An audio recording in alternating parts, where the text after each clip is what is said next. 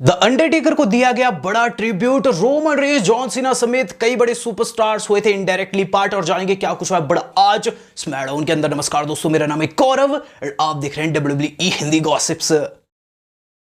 WHG।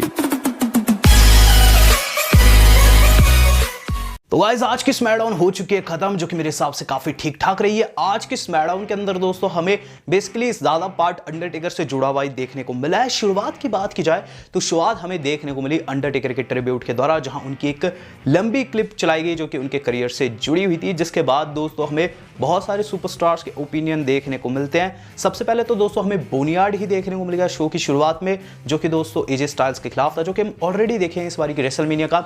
इस मैच की बात करूं, मैच शुरू होता है, मैच के मध्य दोस्तों हमें रोमन रेंस का ओपिनियन सुनने को मिलता है। रोमन रेंस ये चीज बताते हैं कि अंडरटेकर बहुत बड़े लेजेंड है, उन्होंने अपना करियर पूरा का पूरा रेसलिंग को समर्पित कर दिया, वो महान है। इसके बाद दोस्तों जॉन सीना भी दिखाई देते हैं, जो कि चीज कहते हैं कि अंडरटेकर की डेडिकेशन को डिनाई नहीं किया जा सकता। और उसके बाद मैच कंटिन्यू रहता है। मैच का रिजल्ट तो आप जानते ही हैं, इसके अंदर द अंडरटेकर जीत जाते हैं। और उसके बाद दोस्तों हमें पूरे शो के अंदर अंडरटेकर की छोटी छोटी क्लिप्स दिखाई जाती है, जो कि उनके करियर से जुड़ी हुई थी, और उन पर बहुत सारे लेजेंड्स अपना ओपिनियन देते हुए भी नजर आते हैं। जैसे कि दोस्तों वहां केन थे, ब्रेट हार्ट थे, रिक फ्लेयर थे, बटिस्ता थे, एचबीके थे, बहुत से सुपरस्टार्स थे, ट्रिपल एच भी थे। उन्होंने दोस्तों अपना ओपिनियन दिया अंडरटेकर के करियर के ऊपर। और आज की पूरी स्मैकडाउन डेडिकेट थी अंडरटेकर के ऊपर।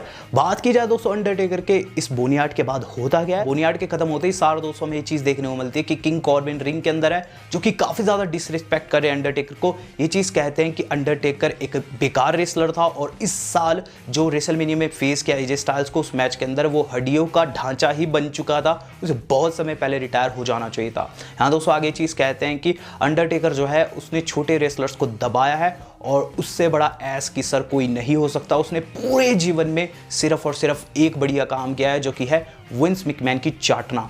इसके बाद दोस्तों अंडरटेकर को कहते हैं यू सक, जिस पर दोस्तों हमें चीज़ देखने को मिलती है कि वहाँ जेफ हार्डी आ जाते हैं, जो कि काफ़ी ज़्यादा गुस्से में थे, और वो हमला बोल देते हैं किंग कॉर्बिन के ऊपर, जिसके तहत आज की स्मैकडाउन का मेन इवेंट हो जाता है तय। तो यहाँ दोस्तों किंग कॉर्बिन में बहुत तगड़ी बेइज्जती कर दी थी अंडरटेकर की, जिसका बदला उनसे लिया भी गया है। बात की जाए दोस्तों इसके बाद क्या कुछ देखने को मिला है, और इसके बाद जो अगली चीज़ हम लोगों को देखने को मिली वो था दोस्तों पहला मैच आज की स्मैकडाउन का, जो कि था एक फैटल 4-वे मैच महिलाओं का नंबर 1 कंटेंडरशिप के लिए। जहां दोस्तों जो महिलाएं थी वो थी निकी क्रॉस, उनके मित्र यानी कि अलेक्सा ब्लिस, डेना ब्रुक, और उनकी मित्र यानी कि लेसी इवंस।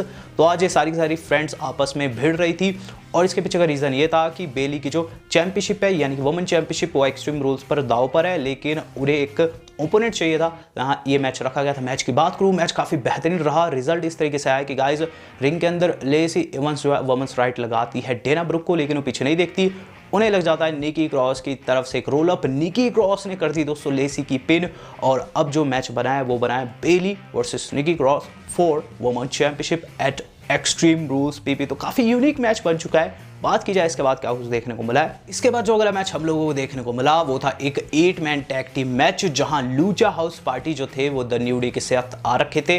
वहीं दोस्तों जो उनके ओपोनेंट थे वो the Miz and Morrison and Cesaro and Shinsuke Nakamura. तो हील वर्सेस फेस हुआ, और इसके अंदर दोस्तों फेस सुपरस्टार्स की विजय हुई। किस तरीके से अंत देखने को मिलता है कि गाइस जो ग्रैंड मेटालिक है वो मिस को लगा देते हैं एल्बो ड्रॉप, जो कि स्प्रिंग बोर्ड एल्बो ड्रॉप रहती है, और उससे दोस्तों मिस की हो जाती है पिन। और आज लूचा हाउस पार्टी ने दोस्तों मैच जितवा दिया द न्यू डे, और लूचा हाउस पार्टी इसमें विजय रहे। इसके बाद दोस्तों जो अगली थिंग थी वो था दोस्तों किंग कॉर्बिन का बैकस्टेज इंटरव्यू। बैकस्टेज इंटरव्यू में दोस्तों फिर से अंडरटेकर को डिसरेस्पेक्ट करते हुए ये चीज़ कहते हैं कि जेफ हार्डी ने जो कुछ किया वो काफ़ी गलत किया, और आज के मेन इवेंट में वो उन्हें सबक सिखाकर रहेंगे।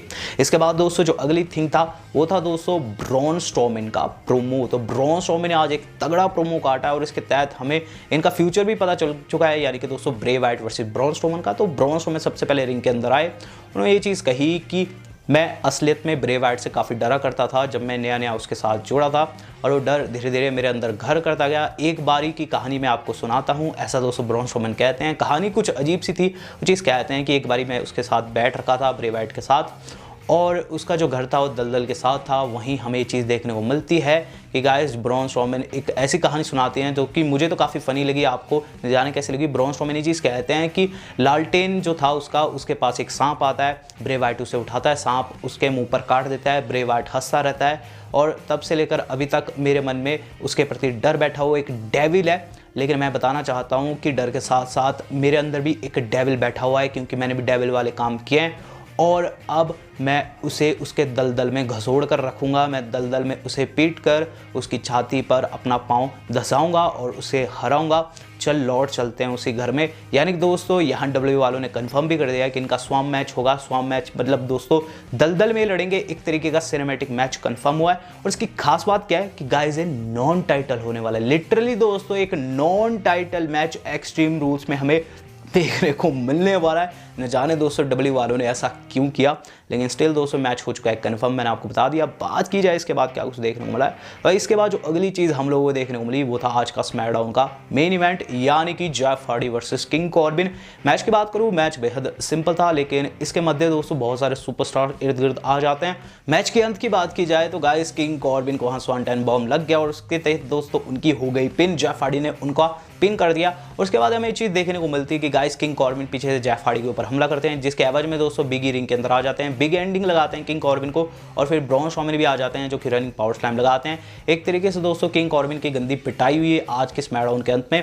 बात की जाए उसके बाद क्या होता है तो गाइस उसके बाद हमें एक बेहतरीन मूवमेंट देखने को मिलता है सारे के सारे सुपरस्टार्स की तरफ से। अंडरटेकर टाइटरॉन स्क्रीन के ऊपर दिखाई देते हैं, जो कि दोस्तों वैसे बैठे हुए पोजीशन में थे जैसे कि वो जीत के बाद बैठते हैं, जिस पर दोस्तों जेफ हार्डी भी उन्हीं की पोजीशन में बैठते हैं, एक तरीके की श्रद्धांजलि उन्हें देते हैं, ट्रिब्यूट उन्हें देते हैं और स्मैकडाउन हो जाती है खत्म। तो ओवरऑल देखा जाए तो गाइस स्मैकडाउन आज की बेहद छोटी थी, लेकिन दोस्तों वैसे देखा जाए तो कोरोना के चलते डब्ल्यू वालों को अपने प्लान्स में चेंज लाने पड़ गए। और जो सेगमेंट्स थे, कुछ एक सेगमेंट जैसे कि मैंने आपको बताया था कि टोस्ट वाला सेगमेंट होगा शेमस वर्सेस जेफ हार्डी के मध्य, तो गाइस वो अगली बारी की स्मैकडाउन में हमें देखने को मिलेगा, वो प्री टेप्ड है।